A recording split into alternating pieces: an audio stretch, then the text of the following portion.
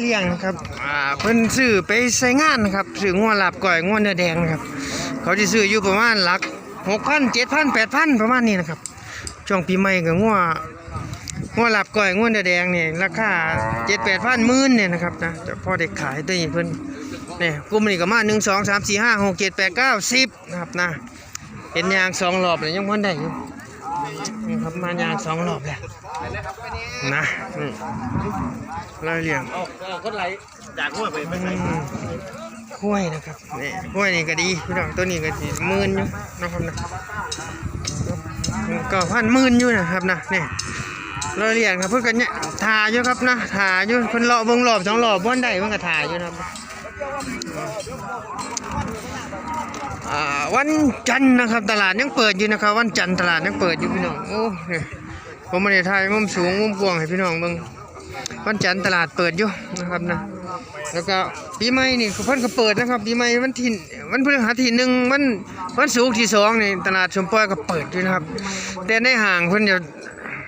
รถเขาจะบ่ให้แล่นะครับรถพ่วงรถหยังในห้างก็จะน้อยแน่นะครับนะงัวสิได้ขายก็จะเป็นงัวผู้นะครับนะงัวผู้นี่สิได้ขายเพราะในห้อยตั้งถิ่นนะครับหอยทาง101สารคามนะครับยโสธรอุบลเนี่ยครับในหอยตั้งถิ่นหลายนะครับนะขอมาแยกกันเขามาตลาดชมปล่อยหน่อยนะครับนะขายทีนี่น้ำเนี่ยขายดีคักนะครับนะ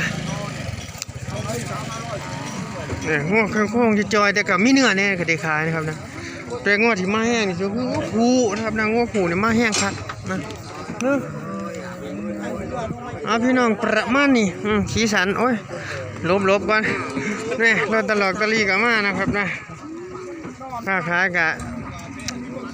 ประมาณโอ้พี่น้องเดี๋ยวลบก่อนประมาณนี้เดี๋ยวผมไปทายราคางัวให้ว่า7-8ตัวนะครับปีใหม่ก็จะมาวันที่6 ที่ 7พฤษภาคมนะครับนะ6 7พฤษภาคมก่อนมันมาสุดบอยมันก็จะมาวันที่เท่าไหร่เดี๋ยวผมไล่ให้นะครับนะ1 2 3 4 5 6 7มาวันที่8นะครับนะวันที่8นี่เพิ่นเข้าสมปอยนะครับนะเพราะว่าเพิ่นกลับแค่5-6 วันนะครับนะนี่เจ้าประจำเลยพี่น้องผมถ่ายทายเพิ่นบ่อย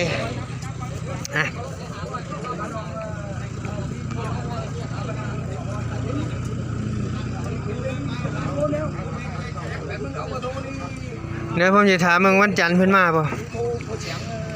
วันจันทร์นะครับนะผู้สาว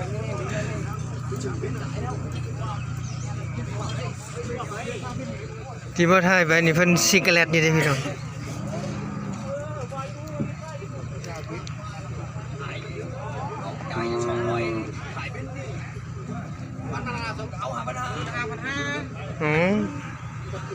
15,500 140 15,500โอ้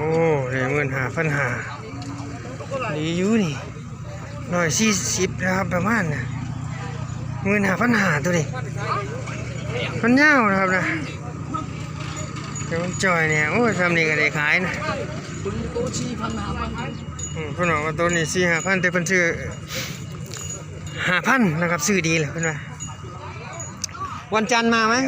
พี่น้องแป๊บนึงวันจันทร์มาไหมวันจันทร์มานี่ไหมหรือไปไหนวันจันทร์กลับบ้านเลยวันจันทร์กลับเลยเหรอไปเลยแล้วกลับวันนี้นัดสุดท้ายเลยใช่ไหมนี่ไปละเอ็ดนั่นแหละขึ้นงัว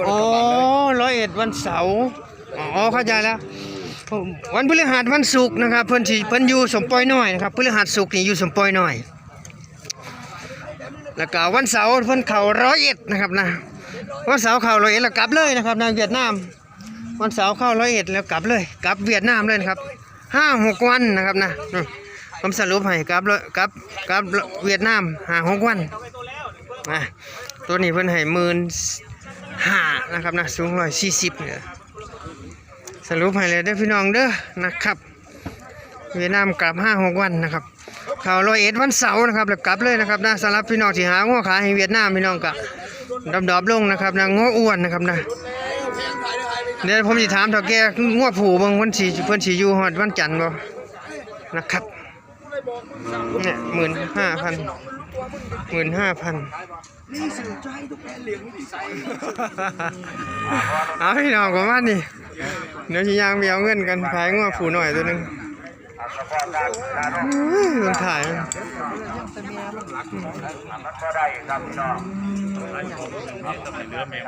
โอ้โหเพื่อนเสียวเท่าไรแม่ลูก แม่มันสอง โอ้มันขายมาได้แล้ว ฮะ บ่ได้ ขนาดร้านจังหวะมันเกิดแต่ว่าเขาต้องขายลูกก็20,000แม่มันก็สิเหลืออยู่ แม่มันสิมาขายได้17,000 18,000มันถูกซื้อแม่มัน ครับ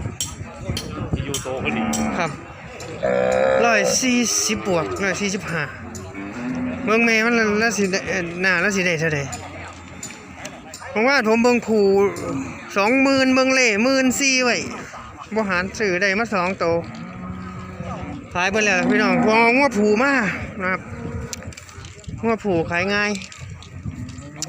ได้เล่นเลิกตัวละนิดละหน่อยผมก็ขายแล้วผมบ่ได้เลี้ยงนะครับนะบ่มีรถนะเขาหาค่ารถ300ก็เหลือเขาก็เอาละ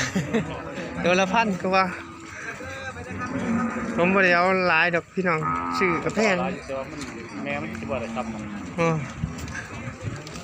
แต่ตัวใดก็ได้อยู่นะครับนะพี่น้องอุ้ยกล้วยนี่เท่าใดนี่ฮอด26บ่นี่เพิ่นให้เท่าใดเดี๋ยวผมจะขึ้นเป็นตัวหนังสือให้เด้อแม่มันพี่น้องบรรยากาศเพิ่นต่อรองอยู่โอ้กล้วยย่านกล้วยเขาแหลมอุ้ยแม่มันเหลืออยู่10,000เท่าใดนี่4บ่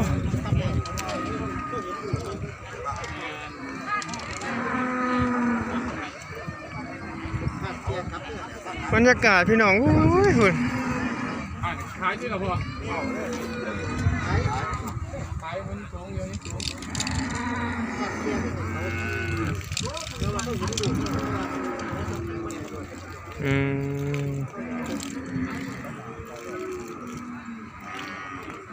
บรรยากาศนะครับเด้อ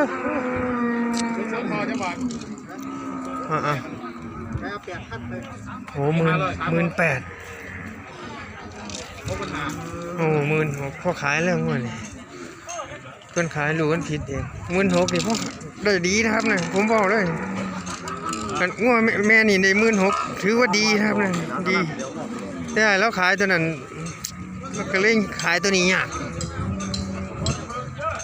142นี่ประมาณนี้พี่น้องนี่เบิ่งเนื้อก็ได้16,000